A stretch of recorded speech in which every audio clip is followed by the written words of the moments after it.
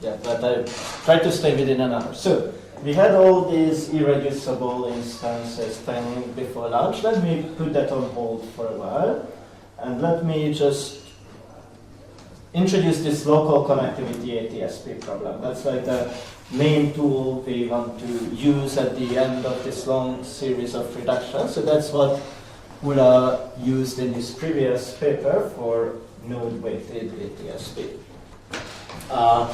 So what is the problem? So the definition is like a little bit subtle. So let's say, well, we could have actually an arbitrary graph and weight function, but we will think in terms of these instances we have. So maybe let's just say that I have this.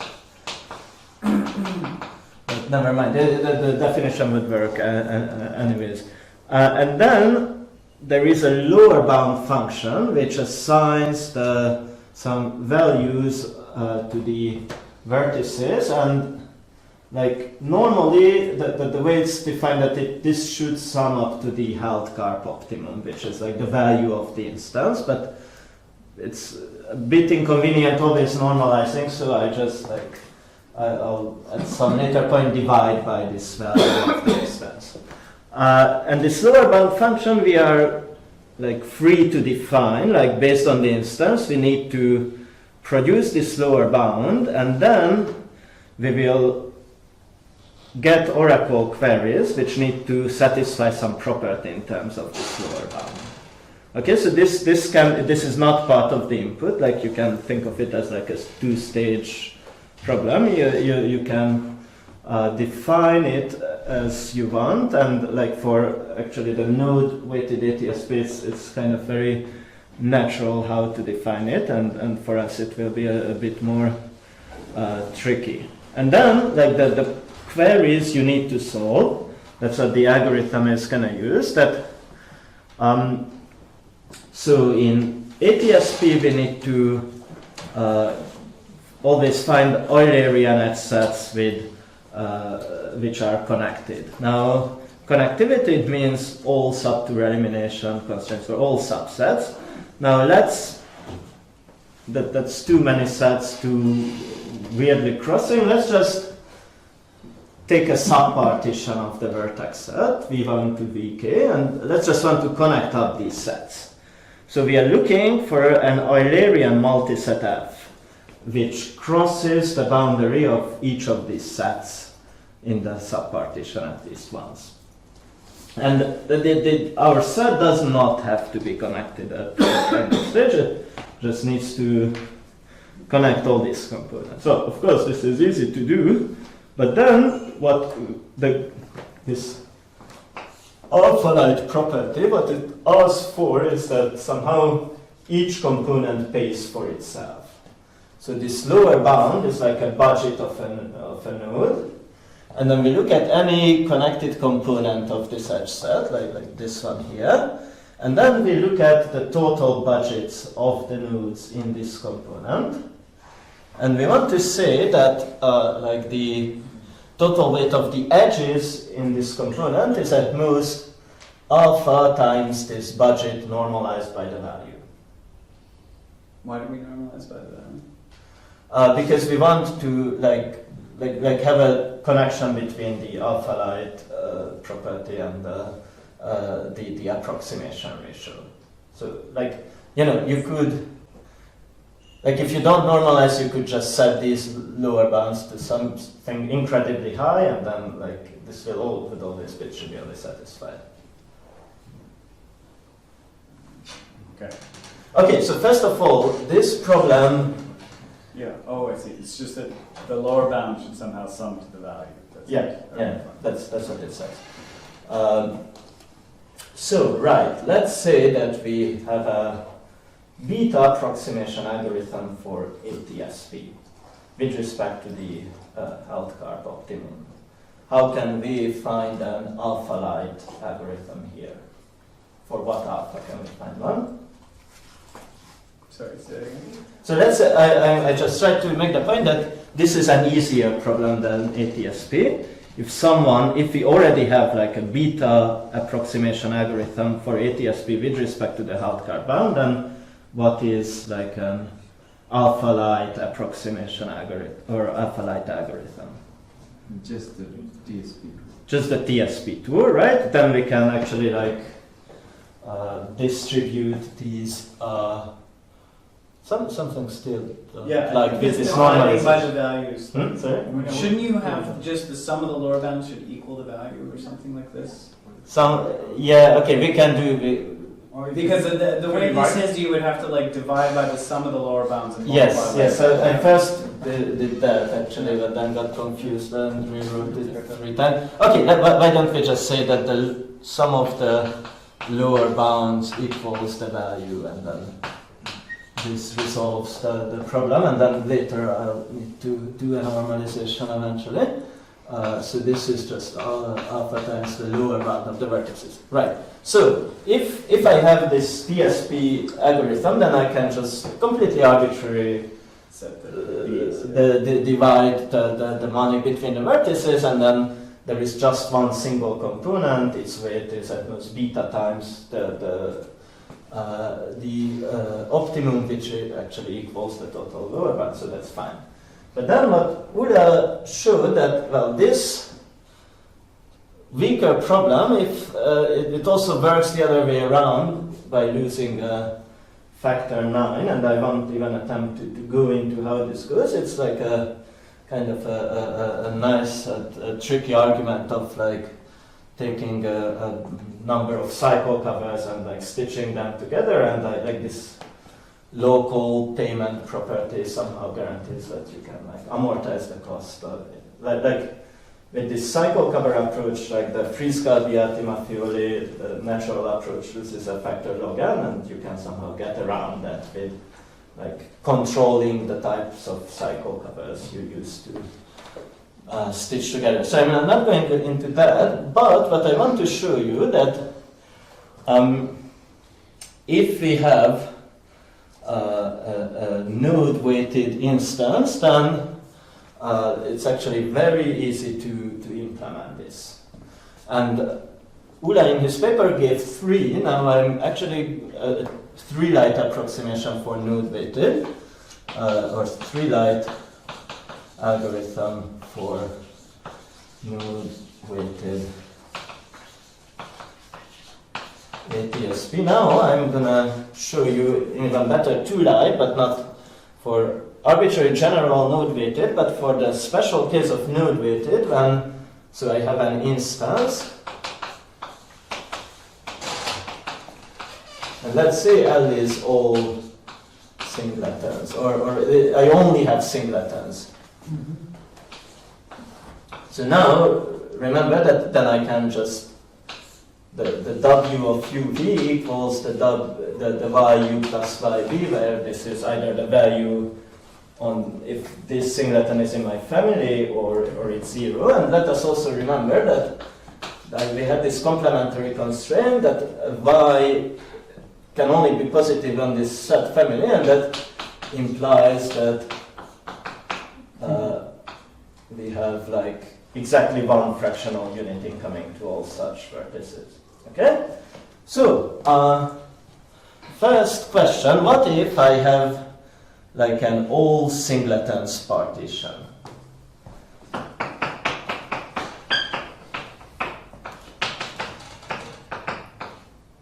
So vi equals like vi, and every set in my partition is a singleton. Then what kind of problem are we asking for?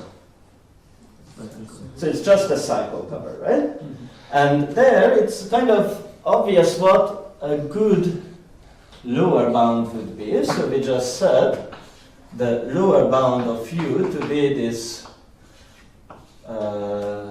twice the y value of u, because the optimum, remember that the optimum is twice the sum of the y's.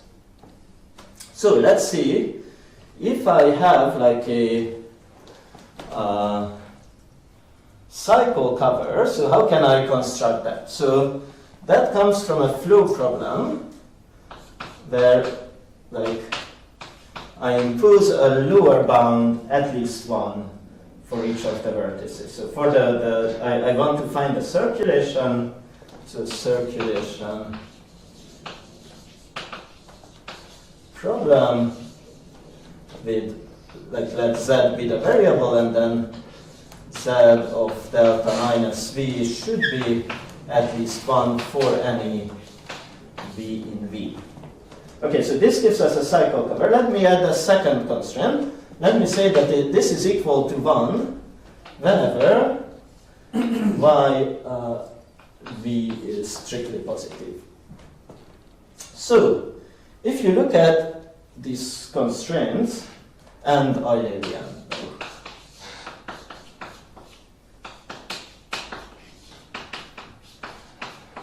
So if you look at these constraints, we do have an obvious solution. So what is that? X, yes. So the Held-Karp solution X is feasible. Right? But then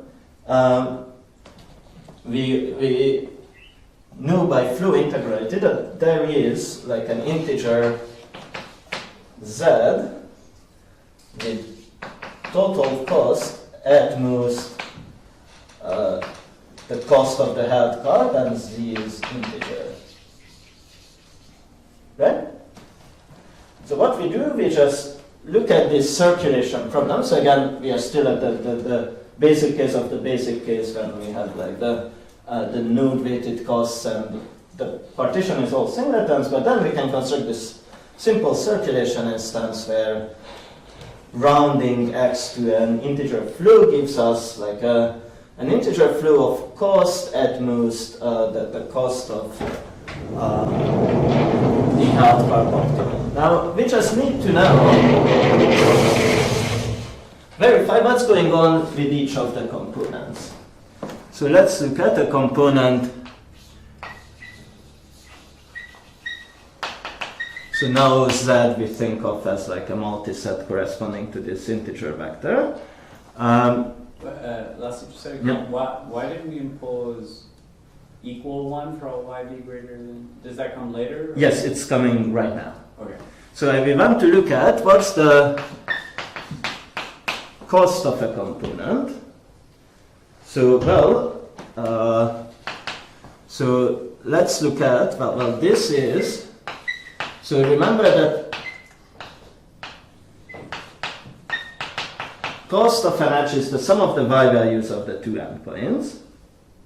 So if we swap, like sum this by u, then like this will be like yu appears for every incoming edge and for every outgoing edge, right?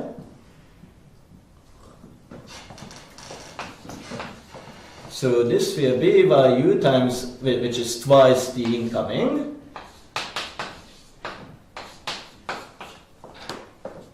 Do you want to increase it then?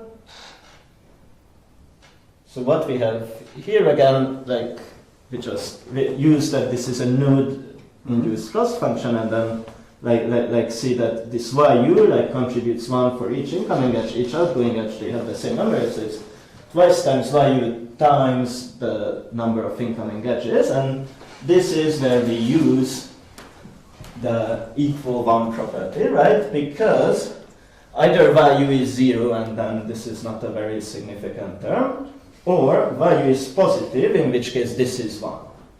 So this is nothing but, you can always write it as the sum of all values, which is the value of I. So in this case, actually we would be 1 light, right? Not even 2 light, but 1 light. But now comes, so is this clear? Okay, so now comes the more general case, and I have like an arbitrary partition. So now, what we do is, it's just a very standard little trick with flows. We want to introduce some auxiliary vertices before to enforce these connectivity constraints. Before going there, we can assume all VI are strongly connected. So why can we? Yeah. Should that be like the vertices of C? So this is thank you, absolutely. So that's yeah. So this is the vertices of VC, and then this is exactly the lower bound of VC, right? Yeah, absolutely. That's what we need. Okay. Right. So now in each component we show that that's what we need for alpha light. That the cost of the edges is at most the lower bound of the cost of the vertices. Something that makes sense otherwise. So if some of the VIs are not strongly connected, then we can just like take a decomposition into strongly connected components and take any source component, or as a matter of fact any sink component, and just replace VI by that one. And then if our like edge set enters this little guy here, then it must of course enter the big set as well, right? So we can just replace everyone by a strongly connected one. Sorry, say that again? So I was just saying that the input for the local connectivity, we can just assume it's all strongly connected. If not, then we just replace every VI by a source component in the strongly connected decomposition. And then, like, if we have an edge set which enters this source component, it cannot not enter the big set as well. Right? Okay, so now what we do, let's look at here this set VI. And so it has, well, at least one unit of flow coming in and at least the same amount going out. So let's say that X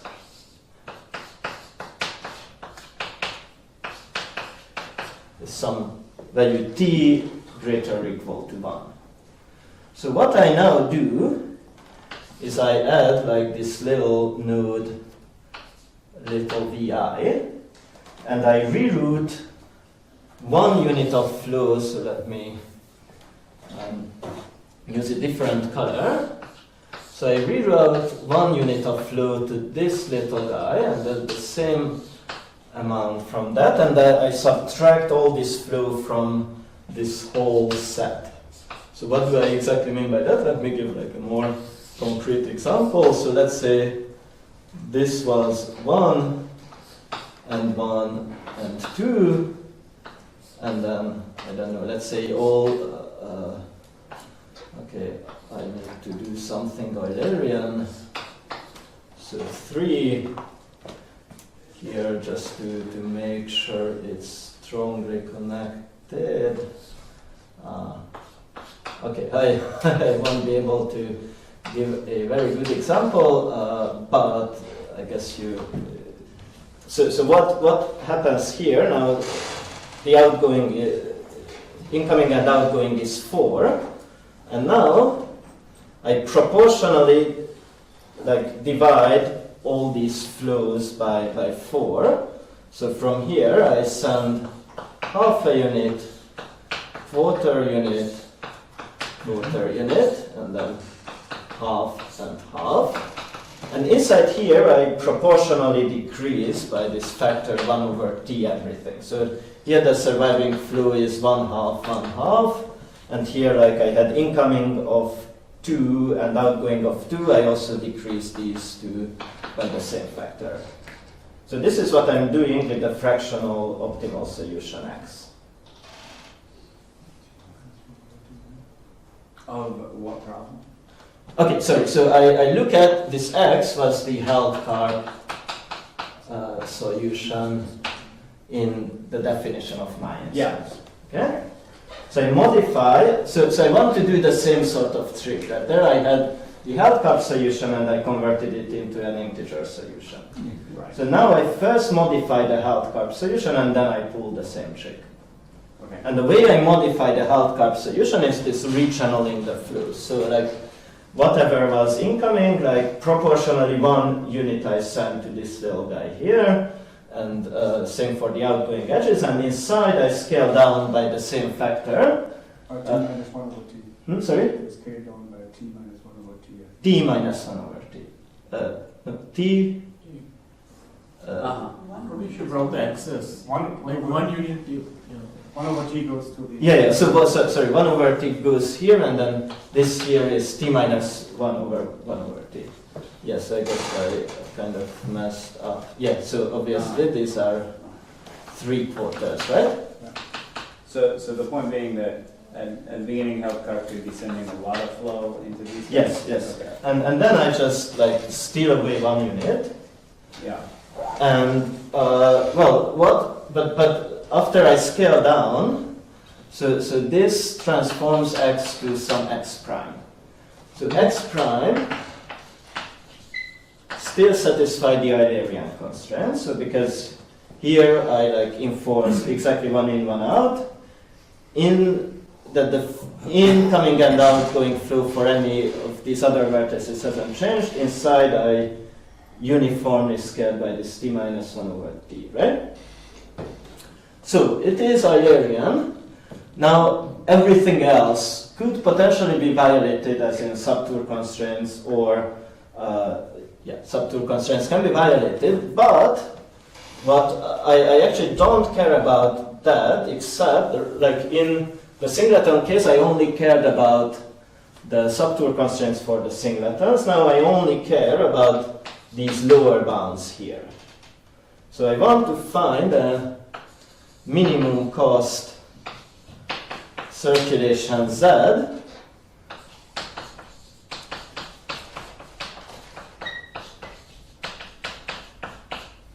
such that the Z of all these special nodes Vi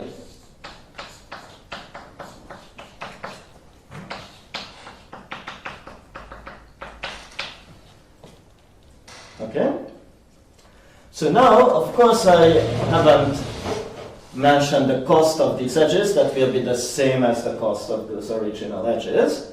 So we know that the cost, and this is again a modified cost function, so I'm a bit sloppy here with the notation, will be the same as the cost of the original optimum, which was like the value of the instance. And I know that x prime is feasible. Right? Okay, so good. So now I know that here I can find an integer z such that it still, everything is the same property. It has and moves the cost as the original Helpcar optimum and traverses all these little artificial nodes. But of course, I live in a different graph, so these artificial nodes must go away. So what do I do about those? Like my edge set will look something like this. Here are the classes in the partition, and then I force 1 unit coming through here. Maybe some other stuff went through, may or may not have happened.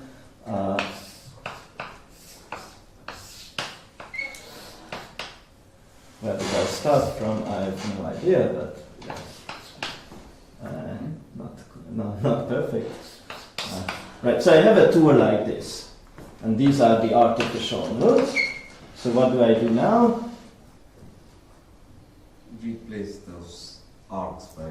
Yeah, so now these are gonna come back from where they came from, which would, of course, like this arc comes back here, this arc comes back here, and now I have these dangling endpoints, but all I do is, well, luckily these are all strongly connected components, so then I just connect them.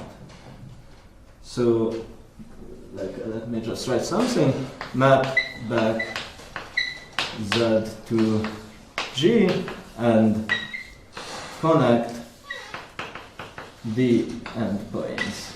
So, what were the lower bounds that we used? So the lower bounds remain the same as we had there, the 2 value. Sorry. So in this node weighted case, I just actually put like twice the node weights as the lower bounds. Okay. Right, and now we had this like estimation here, so let's just see how far we get. Of course, this is by definition, it's still a node-weighted instance. So here I said that, so here for every original node, so let's call it Z bar, which when I mapped back. So here I was using that, so far it's just by definition. Now what we did here was saying that, if a node has y 0, then we don't care because it's all 0. If it's positive, then we knew that, it was assumed that the z of the incoming should be exactly 1, and that's why this term went away and we just got twice the sum of the y's. So now this is not exactly true because z, what we got from the flow problem, had bounds 1, just as up there, but now I added some more stuff to my graph, right? I added these new paths. But how do these new paths increase my degrees? By at most 1, right? Like let's look at this node. Maybe he already had 1 degree from the solution, but then I added 1 more path. Oh, I see. So actually, we will have that z bar d minus u is at most 2 for any u with a positive y. If it's 0, then we don't move, we're already in z, but that's fine. So this goes up to 4, and then this gives twice the lower bound. Right? Good. So now, this completes the proof for the node-weighted case of the two-light algorithm. And what you can see here, okay, so any questions to this? Yeah, I'm confused because Ola got 3 for this. Yes, why did he get... You look like you do exactly the same thing, but you get 2. No, because I did assume that if y is positive, then the flow value should be equal to 1, which it does not assume. So that's actually the difference. So this is not the full generality of Ola's case, but it's a special case. Okay, so this shows that, if these lower bounds, these very naturally can correspond to the node weights, and then the kind of arguments we used is really that we can bound the degree of these vertices, and here this was a pretty crucial step of mapping the weights to the y's. So if you start working with an arbitrary instance which has all sorts of sets in the laminar family, then they those completely mess up this analysis, because when you cross the boundary of a set in the laminar family, you just cannot do these estimates. So it's time to get back to where we left, namely these irreducible instances. What I promised you as the next step will be vertebrate pairs. So let me define what that means.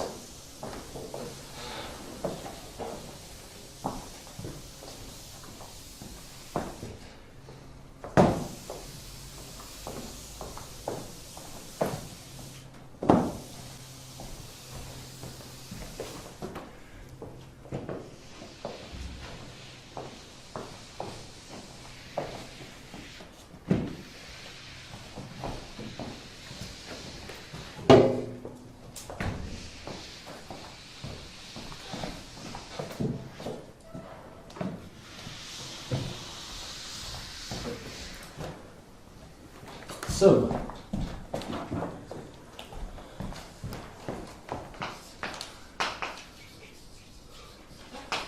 vertebrate pair, this includes an instance of the problem, which will be an irreducible instance. So this is GL, X and Y. Actually, here it doesn't even matter that this is irreducible for the definition, but that's what we are going to construct this for.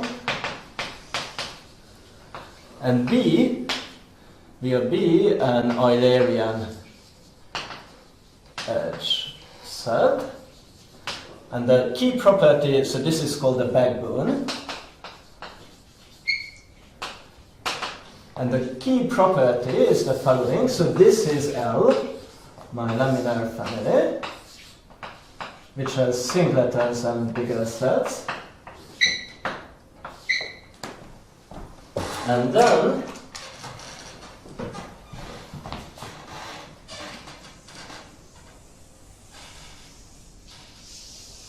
so this is D itself, which satisfies the condition that the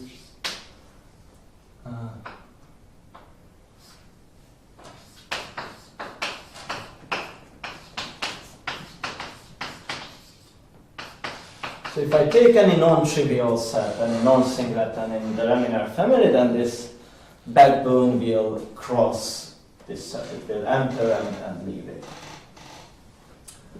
And so what the intuitive reason, and then we'll expand on this, is that like somehow like if an edge is sitting like inside here, then it really is like a node-weighted edge. Its cost only depends on the cost of the two endpoints. Say it again. Sorry. So if we have an edge which doesn't cross anything in the set family, Right. then that's kind of a nice edge. It locally looks like it is like a node-weighted edge. Now, if someone crosses the set, then its cost becomes the sum of every set value it crosses out of control. And if we want our tour must enter and leave all these sets, so we would eventually need to use these edges. But somehow, like the backbone does us the favor of already connecting all these sets in advance. So with the local connectivity problem, somehow it will suffice to focus on what's happening in the parts which do not cross these boundaries, which like locally look like node-weighted instances. So that's like the very brief summary. But I'll get there, but let's first just quickly explain how we get these backbones. Can we say something about the cost of the backbone? Yes, morally the cost should be like constant times the number of the health card, but unfortunately all this happens in a contrived recursive framework, so it might not be bounded in as it will be bounded by constant times the health card for the original instance, but we will work with like a contracted instance where it can be different. So yeah, but like the right intuition is to think that it's like constant times the health card. And okay, are you going to tell us like what exactly the correct cost we're looking for at the end to do the reduction? I'd rather not. Like for the presentation, let's just go with it's like constant times the health card. I think that's like the otherwise you just get confused. I just get confused. Maybe you don't. So first of all, like remember what an irreducible instance was. So this means that for any set in the family, there exists U, which is an endpoint of an incoming edge, and V, which is a starting point and an outgoing edge, such that it's really expensive to connect them. So the DSUV is greater than 3/4 times the value of S, which is the sum of twice the sum of the Y's inside the set. So,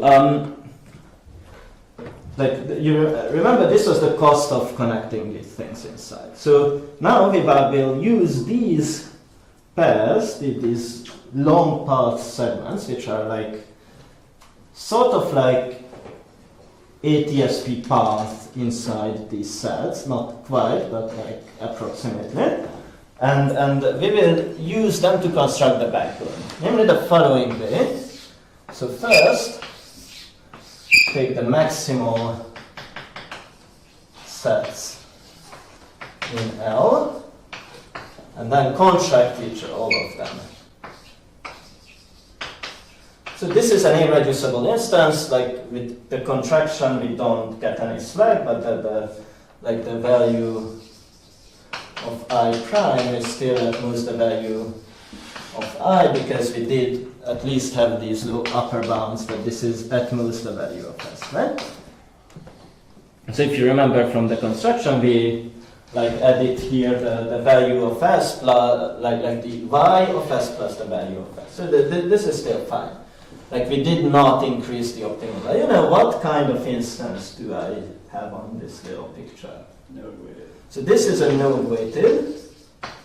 So here we have actually a 27 plus epsilon approximation of the box. Well, I shouldn't have written that. So actually, like this is one example where we didn't do the obvious improvements, like because here we work with factor 2 and not 3. This should be just 18 instead of 27. Maybe we do that, I don't remember. But anyways, so here we can solve such an instance, right? We get like this TSP tour. Okay, so we blow back this TSP tour to the original graph. Now it has dangling endpoints. Now let's look at one of these sets. So these two endpoints, they might be lucky ones who are cheap to connect, yet like I know that there is this bad pair which takes a lot is expensive to connect. So like this is like the expensive path. So then instead of connecting these by a shortest path, since somehow we are now trying to kill ourselves by using long path, we do the stupid thing of first walking to the starting point and then walking to this end point.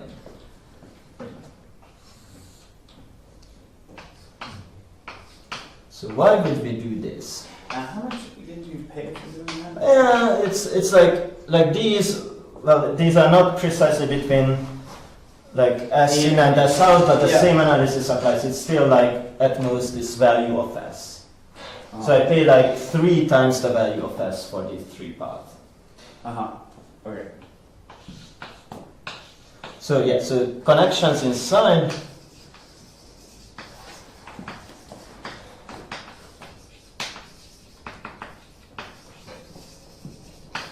Three times the Hausdorff optimum. Good, so we are up just to 30 or something. So now, this is not quite a backbone yet. Because they're all the sets inside. Because in a backbone, we would need to cover each and every set inside, whereas, like if, let me magnify a bit. So here, I may have like a whole lot of sets, and then maybe this part, like, did connect some, but not quite all of them, right? So namely, there is this guy which was not covered, and this guy and this guy. But what we do know that so like these are, let me call T1, T2, T3. So the value of the TIs is at most quarter of the value of this set S, right? Because like I know that this evil path crossed 3/4 of the value, so like whatever is left over is just a quarter. And so what do? We just recurse by using this inducing on a set. So you remember when we had like that's what we used in the reducible contraction argument, that whenever I have a set, then I can actually contract the outside world, use the algorithm there, and then do this weird stitching thing to get like a tour inside. But that's like, recursively, so this is like yet another level of recursion in this algorithm, which makes it like completely impossible to see what, you know, this whole thing would do on like any graph. But like what we do here, we recursively call this algorithm on all these instances inside, which I mean like I add an extra node and then I get this smaller instance. So there I have my reducible algorithm, and then I don't want to. And this is like, by induction, this is like an entire ATSP algorithm. Yes, it's an entire ATSP algorithm. Okay. Well, on irreducible instances. So now I'm working with these irreducible instances, and then all these little ones are like irreducible ATSP instances. Okay, and then you can figure out that like there will be some like constant factor loss here, because now for quarter of the total LP value I use the recursive algorithm, and that builds up a bit, but let me not figure out what the exact quantum constant are. Okay, so and after we did that, what I forgot to say is, of course, what we do is contract these sets, right? And then so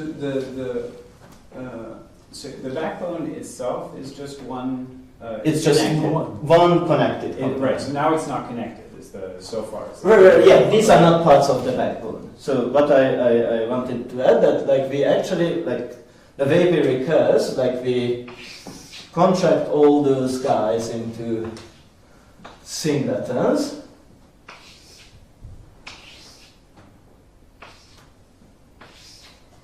Yeah, so I did this contraction.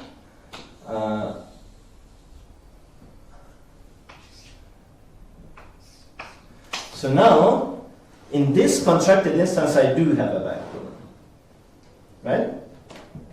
So, well, the way I obtained this instance, so this thing was magnified here, and then I went from there down to this one by contracting these sets, and that I do in each and every component, by which I make sure that this single tour I have, it crosses every surviving laminar set in the laminar family, which is non-singleton. So all the problematic sets you contract. All the problematic sets I contracted. Of course, eventually I have to blow them back, but once in this graph I have like a TSP tour, then when I blow them back, like inside there are sitting the little tours, and then I can just stitch them together and give a TSP tour at the end. Is that roughly clear? Yeah. Right, so we now, I mean, hopefully convince you that from these irreducible instances we can squeeze out this backbone. And then, so let me in the remaining time explain why this backbone will be useful for local connectivity ATSP. And that's But so the cost of this backbone isn't so bad. Like even like the yeah, but you see there is this, like I go down to the contracted thing, so but yeah. So there is something. I always thought that it's constant, and then somehow it's not. But yeah, but there is some subtle thing there. Let's not spend time. I see. Okay, yeah. Because you don't have the sum of all of the values left in there, do you? Yeah, but okay. So yeah. Let's not get into that. Okay.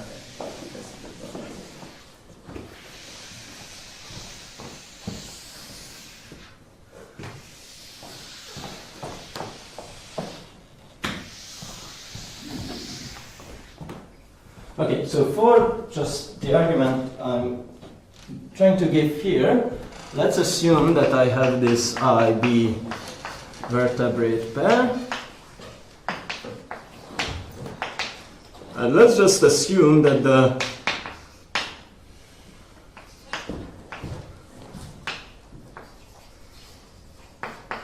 like I'm now within a constant factor of the cost of the instance, which is just semi-true, but good enough for us. And like another substantial simplification is that let's say that L contains a single non-singleton S. Okay? So my family is like almost like the node-weighted instance. There's just one set which makes all the difference. And Lastly, just to be clear, I mean, at the end, given what you've already done, for sure, as long as you give me a TSP tour that is going to have cost that's a constant times the value plus a constant times the weight of the backbone, you should be totally fine, right? Because, I mean, the weight of the backbone, so it's like, even if the weight of the backbone is expensive. Yeah. So, no, we'll be fine even then. Yeah. Yeah, so like somehow. Yeah, so that's not an important Okay. simplification. It's just, but it's not actually necessary for what I'm going to say. Okay, so what I want to do, so like all my backbone is doing under these circumstances that it crosses this set S, right? So that's not too much. I actually denote by B a little node, arbitrary node on the backbone, which is inside the set. And so now what I want to find, so first of all, like remember in the Local-Connectivity ATSP, I had an arbitrary input. So for now, let's assume that the input is like U1, U2, UK. It's not the same exactly as the V's, but I will explain how they relate, such that UI is either disjoint from S or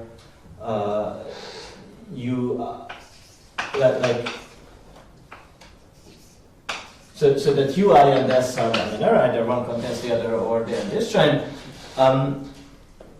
And for such an input, I want to find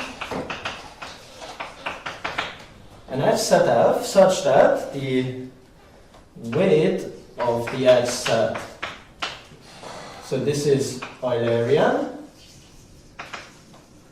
the weight of it is like at most some constant times the value. The enters all these sets just as it's needed in the Local-Connectivity ATSP. The maximum degree is 4 for any V such that YV is positive, that this is a singleton in the family. And now comes the important property.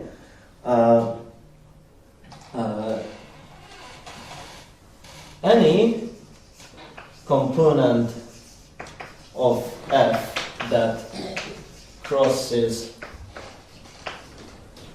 S also crosses,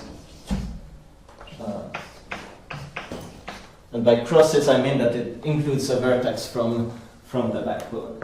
So this is what I'll give you a flow construction which finds an F set with these properties, and then let's see why this is what will suffice for Local-Connectivity ATSP. So again, like this last, and that's like really the important property. One more thing. So these UIs, now that you're sort of assuming some sort of laminarity with respect to S, so is that like opening up the Local-Connectivity TSP like black box a little bit?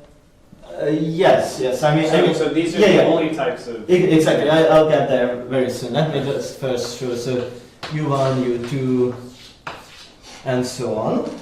And now I want to find an F set which needs yet another color. So which like crosses all these. It has these bounded degrees, and if I have any component which enters or exits, and exits this set S, then it must also like intersect the backbone. Okay? So let's see how this helps for local connectivity. So you remember in local connectivity, we had like V1, V2, Vk, and that was like arbitrary sets not respecting gas or anything. So what I do, first of all, my local connectivity solution will be, well, the union of three things. So I'll yet have to define you what the UIs are, but assuming we know what the UIs are, we will find such an F. We will find, we will always include the backbone and possibly one more uninteresting component. So, but the backbone is the key thing because, so now what we do is the following. So if Vi intersects the backbone, and like non-trivially intersects the backbone, what do I guess, yeah, so if like the backbone already like crosses Vi, then we are done, right? Like the backbone did the job for us. So those Vi's we remove. Now let's say that Vi does not cross the backbone, but it crosses S. Okay? So now, this is like the intersection. I take the intersection, and UI is a strongly connected source component of S intersect Vi. Okay, and these will be the UIs I feed to this algorithm. So let's say that I take one of these UIs but remember that originally we do need to cover Vi. So if F happens to like enter both UI and Vi, then of course Vi is taken care of. But that's not necessarily the case. It could as well be that, for example, F enters like from Vi minus S to Vi, right? Right. So then this thing does not enter UI. Like I could easily have like a component of V which is like this. Except, and then I forgot to say that if Vi happens to include the entire backbone, that's a different case I have to deal with, but that's not very interesting. So let's assume that the backbone is now disjoint from Vi. Then I know that, hey, that's what the last property is telling me, that every component which crosses this boundary of S must, like this same component really must visit the backbone. Right. Is that clear? So this is kind of a why we can assume that like what we are really looking for is kind of this laminarity property with our set S, or more general with our family L. So, and then again, like if there happens to be a Vi which constrains the whole backbone, I need to add like a little patch which also covers that, but that's cheap. So it's kind of, this is where we are now, that if we can like solve this like special case of the local connectivity ATSP, then taking the solution together with the backbone, we are done. What we haven't talked about the lower bound function again? Lower bound function, very good, very good. So lower bound function, and now we will need to normalize this. So the unnormalized lower bound function, if we are not on the backbone, and if we are on the backbone, then it's roughly like the weight of the backbone over the so it's not exactly this. We need to like balance it out a bit with like the optimum cost, but I think maybe it's some constant. So basically I take the total weight of the backbone and I like divide it equally. Yes, and then yes. So what's the cost analysis? So just very high level. So there are two types of components. Yes. So if I have the component which contains the backbone, this is like the giant component, then the weight, like the local connectivity alpha-like properties, so then it actually trivially holds, because like the weight of the backbone, we assume that it's constant times the optimum. Like this whole thing we return here, we will always also assume that it's constant times the optimum. So like we are looking at constants against constants. So on here it's simply okay, and then actually like here we really are assuming something like it's like exactly at the order of the value of the instance. We need to patch that up a bit, but morally, like if we have the big component, then both the cost as well as the lower bound are like in the same ballpark as the optimum. If we look at any of the little components, and this is where we are going back to the node-induced weight function analysis, there we use that, okay, so the degree of every vertex with a positive weight will be at most 4, and all these components like only contain edges which are entirely inside S or entirely outside S. And then like the literally same analysis holds as for the node weighted case, because like the total sum will be like these twice the y values, and then the total weight will be like these 8 times the sum of the y values, because like every node has in degree at most 4. Okay, so this is pretty sketchy, and if I'm still a bit worried about like, so this thing when you contain the backbone, why can't there be like the component containing the backbone, why can't it like go in and out of S like a gazillion times, and then every time it does that it has to pay? I don't care, the way I measure this cost of the backbone, I like know, let's say that it's like, that's like fixed. So for the backbone component, the way I measure, like I actually overestimate the cost of this component by the cost of the backbone plus the entire cost of everything I have. And for the entire cost of everything I have, I assume that this will be at most like 3 times the value of the LP. Does that answer your question? And the weight function does include the cost of what happens when you cross S? Yes. Okay. Yes, exactly. So this does contain that, and this will also follow from flow integrality. Right, so time is up. Like what I also wanted to say, that was like my whole plan really is just to sketch the proof of how this goes. So like we are gonna again like construct a modified flow instance. The only non-trivial part is how to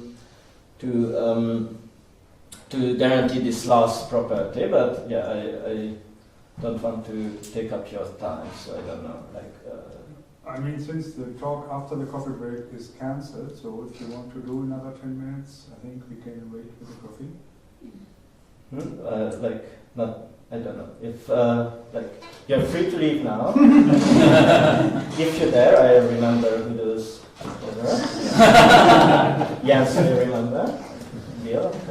But otherwise, you're free to go. Should I? You are free to continue. Okay, I turn to this side and I see who is doing. So, Okay, so let me just very quickly sketch like the non-trivial part, and then the rest is really just some boring flow construction.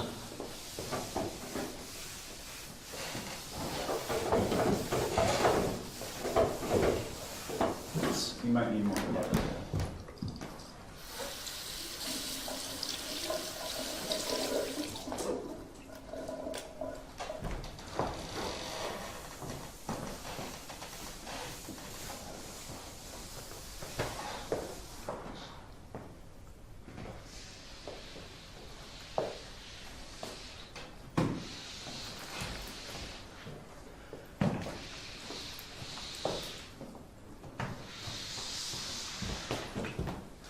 Okay. So normally, just to ensure the first three properties, I will do exactly the same as we did. We construct these auxiliary nodes for each of the sets UI, and then modify the fractional held carp, show that it's a fractional solution, round it to an integer. Same thing. The only tricky thing is that, like, we have this set S. We have an incoming edge, and we want to somehow force the flow such that if it uses this entering edge, any of them, then it must also visit the backbone. And by backbone, I mentioned that I only use one special node B. I want to tell this flow that whenever you use this edge, you must go there. So how do you speak to your flow? So first of all, what we have from the held carp conditions that there exists a flow F such that I use the held carp as the capacity.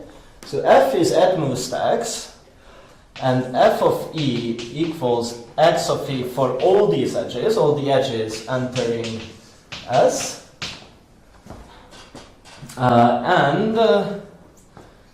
What do I want? That the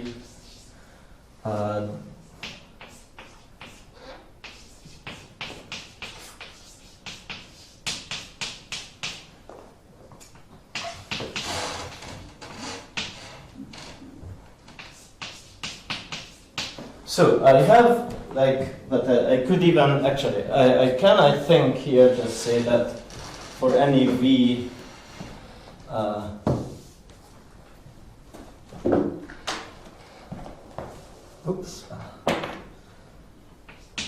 Different from this specific node B. So I want to send flow, I want to channel this incoming unit of flow so that it all goes to B. Okay? So F will be the same, the fractional value was 0.2, 0.4, 0.4. And then this is my F flow. Here I want it to be the same. Everywhere else where I want it to be at most the held carp value of the edge.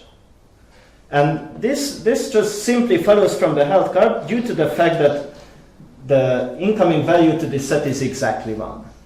So then just by a simple max flow min cut argument you can convince yourself that you can channel, basically you can say that you can, under the held carp, send one unit of flow from any node to any other node, right? And if you take a node outside and you want to send it to B, then it must saturate every edge of this tight cut. So basically that's the flow I want to use. And now, so how do I tell that the flow that it must follow this F flow? So I basically split every vertex into two copies, V0 and V1. And then V1, it corresponds to the blue edges, the F edges. And V0 is flow that is free to go wherever it wants to. So V0 can always go to V1, but from and this is a zero cost edge, but from B1 you can only go back to B0. So just what is the flow at B supposed to be? F of Yeah, so the f of or delta of delta. yeah, so you should get delta n of b should be 1. yeah, it should be 1 or Okay, that you wanted to write that in there as well, or was that not what? yeah, I mean this kind of implies it, but yeah, but I can write it like, let's say that f of delta minus b equals 1 and f of delta plus b equals 1. But I think it should follow from this up there. So what I want is that, I mean, I should, I guess, draw a better picture, but I rather want. So for every edge, like uv, I had, let's say, the blue flow was 0.3, and then the total x value was 0.5, so I have 0.2 units which are like unused capacity. So the way I map this is that I have a u0, u1, u0, v1, and then these 3.2 units come on this side, and the 0.3 units come on the other side. And because, like, the only way I can get from like a 1 node to a 0 node is at B, like, this will kind of guarantee for us that whatever flow entered the set where every edge is blue must eventually get here. So that's it. It's quite an elementary flow construction. When you go up to like a general laminar family, it becomes like a bit heavy to understand what's going on, but this is really just the idea what we have and where we started from. If you have a single set, you can send all the flow to B, and then in our circulation problem, that will not be built on the original graph, but on the split graph, and then in this split graph, we can guarantee also this third property that whoever enters S also must go to B, and I guess I won't make it any worse at this point, so I just stop here.